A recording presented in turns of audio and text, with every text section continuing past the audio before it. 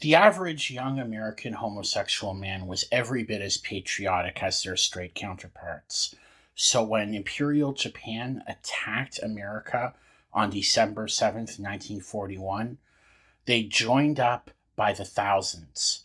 But unlike heterosexual young men, these gay men faced an additional problem. There was a whole bureaucracy of doctors put in place to screen homosexuals to make sure that they would not have the right to fight with bravery and honor in defense of democracy around the world.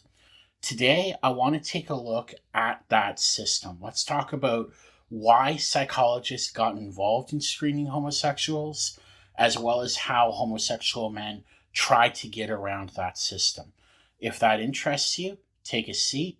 Welcome to my channel, Cruising the Demimonde, Queer History in the World of Twilight, and let's get started. So just as American papers covered headlines like Japs open war on US with bombing of Hawaii, there were other stories circulating through the American media. The Saturday Evening Post, for example, carried a military announcement that, quote, "We question the selectee about his sexual habits. If there is a reason to suspect it, we try to find out whether the selectee is a homosexual, a common enough aberration." And this search carried very real consequences for you. If they found out, you could be kicked out and have your employment opportunities significantly restricted. You could face prison. You could even face forced institutionalization. Gay veteran Stuart Loomis said this about the time. You had to decide, were you going to try to go in and cover and take your chances? Or would you declare yourself and stay out? Now, some prominent American homosexuals did stay out. For example, Bayard Rustin, MLK's right-hand man, spent the war protesting the pillaging of Japanese homes and businesses by white Americans, and was arrested and beaten by police because he refused to go to the back of the bus during the war. Now, Rustin's argument was pretty straightforward. I'm not sure I agree with it, but his argument was basically, you don't have to leave the United States to fight fascism. There is plenty of racial discrimination going on right here at home. Now, Bayard was strongly influenced by the Quakers and saw his pacifism as part of God's calling on his life. And so he simply stated, which of these dictates can I follow? That of God or that of the state? I am compelled to follow the will of God. If I cannot continue in my present vocation, I must resist. I'd love to do an episode on Bayard down the road. Very interesting guy, very inspiring, it seems like. Now, other American homosexuals had much more mundane reasons for not joining up. Famous coward Roy Cohn, for example, used his family connections to delay his entrance into West Point long enough that by the time he was eventually accepted, the war was over anyway, and he could move on to a career in law. A career he spent, by the way, assisting Joe McCarthy, Donald Trump, and just basically becoming one of these stereotypical self-loathing right-wing disaster gays. He was portrayed by Al Pacino in Angels in America. I highly recommend it. We'll also do a video on him down the road. However, for most young American gay men, there was simply no option other than joining. Chuck Rowland said that he knew an awful lot of gay people, but nobody, with one exception, ever considered not serving. We were not about to be deprived of the privilege of serving our country in a time of great national emergency by virtue of some stupid regulation about being gay. Now let's look at why psychology got involved in this process, and it's pretty interesting. Our story begins with one Harry Stack Sullivan. He himself was a homosexual American, and he was in a profession that faced a very serious problem. Quite simply, psychiatry did not have respect or prestige in the public mind. But World War II presented a real opportunity to get psychology right into the mainstream of American practice and culture. World War I really highlighted a need for some kind of medical board getting involved with the veterans. Psychiatric casualties from World War I occupied half of all VA hospital beds. The US government spent $1 billion on their care. So now, with millions of Americans being enlisted into the war, it looks like they're going to walk into that crisis all over again, and they're going to end up with hundreds of thousands of GIs after the war with PTSD and a host of other problems. Well, not to Dr. Sullivan. He saw this as an opportunity to increase the profession's prestige, influence, and legitimacy by instituting a mass system of screening. If they could get people likely to have problems after the war, before they even get to the battlefield, that's going to save a lot of heartache and a lot of money. So he unveils a magnificent plan for the psychiatric screening of draftees. He's talking about getting over 30,000 local board examiners, psychiatric interviews no shorter than 15 minutes, 600 medical advisory boards with one psychiatrist on each to review problem cases.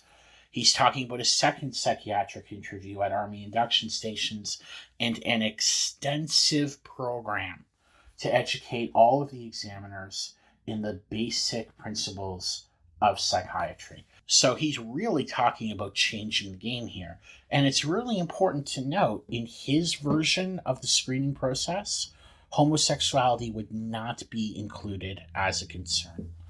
But this changes when it crosses the desk of General Charles R. Reynolds.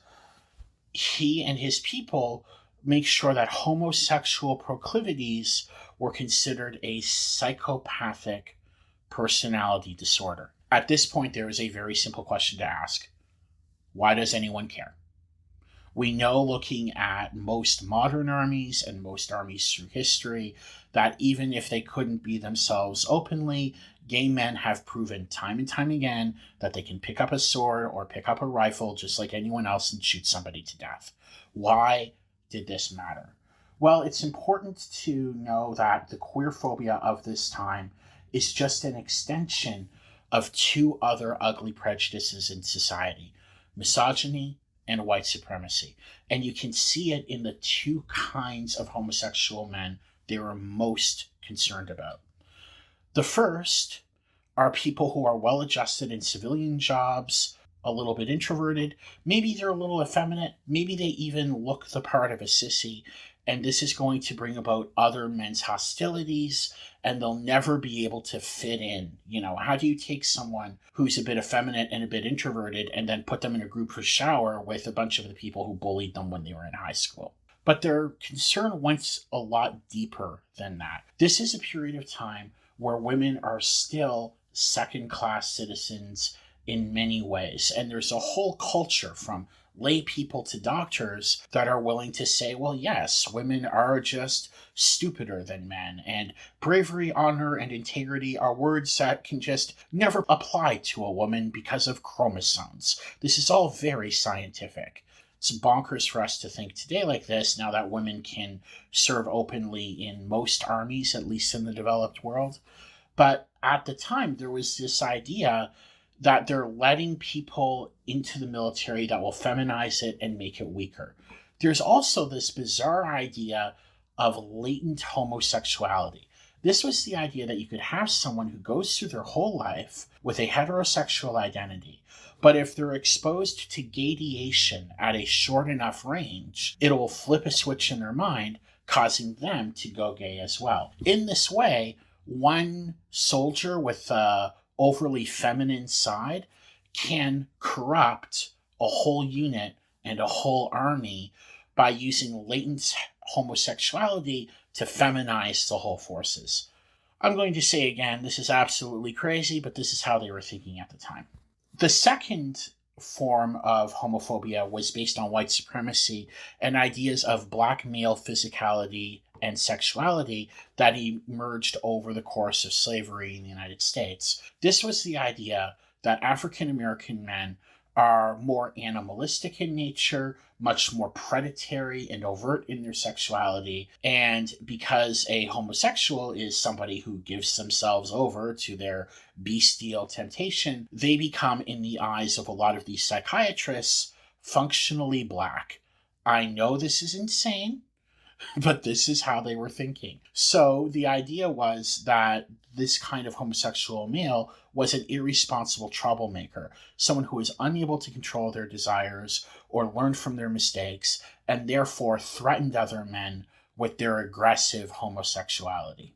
And needless to say, you can't have a unit behaving in a proper military fashion if everyone is running away from the 2 or 3 open rapists in their company. Now, after somebody had enlisted, but before they actually are reviewed by the medical examiners, it was possible for your divergent sexuality to be used to attack you. For example, one doctor discovered that their patient had taken the leap to fight for the United States on the field of battle, but because they were gay, this doctor wrote to the medical board saying, I realize it's extremely unethical for me to have revealed the name of a patient, and therefore I unfortunately must make this letter anonymous, but I need you to remove this person from the process before they have the chance to contaminate our fine boys.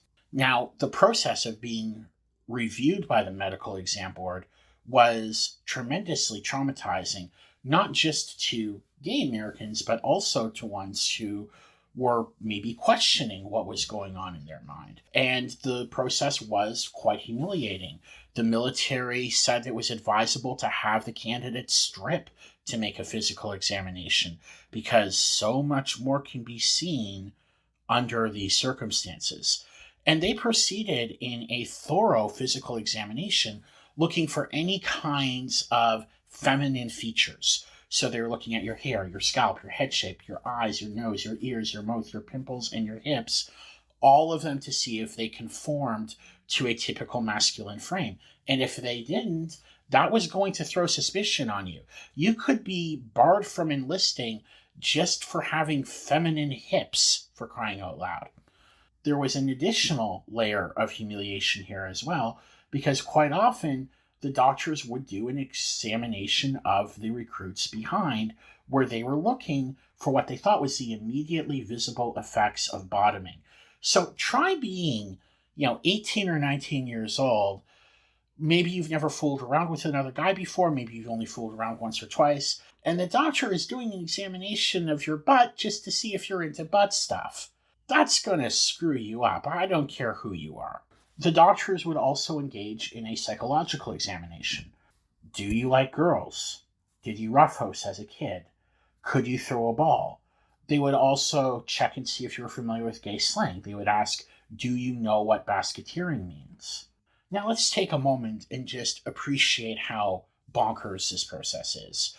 Most of us now know for a fact that gay guys can serve in the military like anyone else, but at the time, there was a significant prejudice that said either through being overly feminine or by being overly black. And I regret putting it in those terms for a moment, but I just want to emphasize how crazy all of this process is.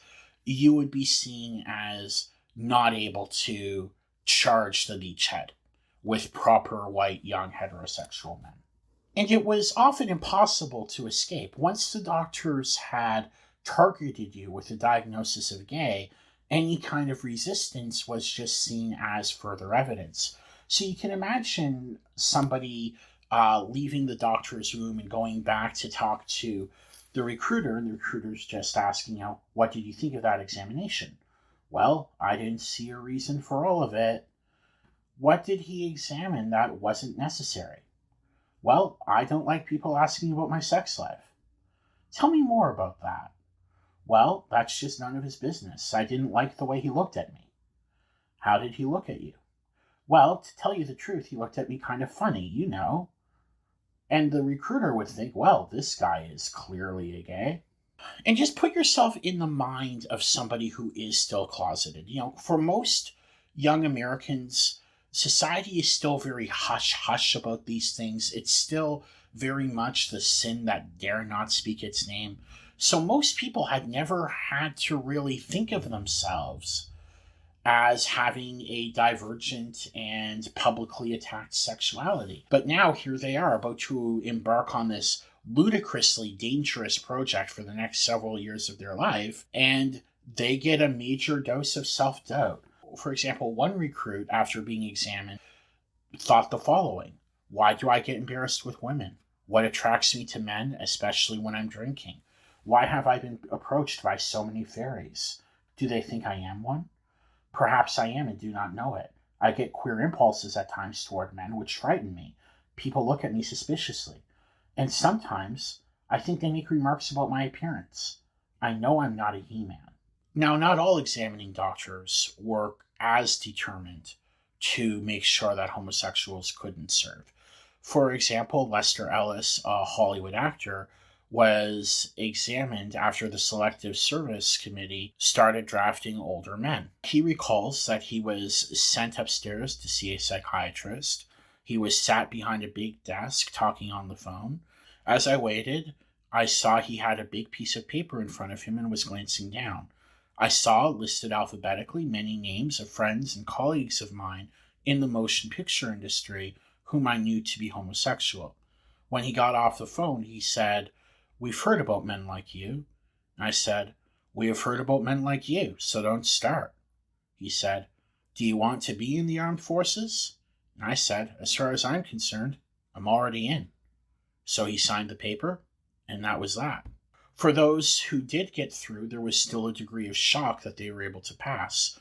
For example, Robert Fleischer said, "My God, couldn't he see my curly platinum blonde hair that was partly bleached, the walk, maybe the sissy S in my voice, all of the things that I had thought would give me away?"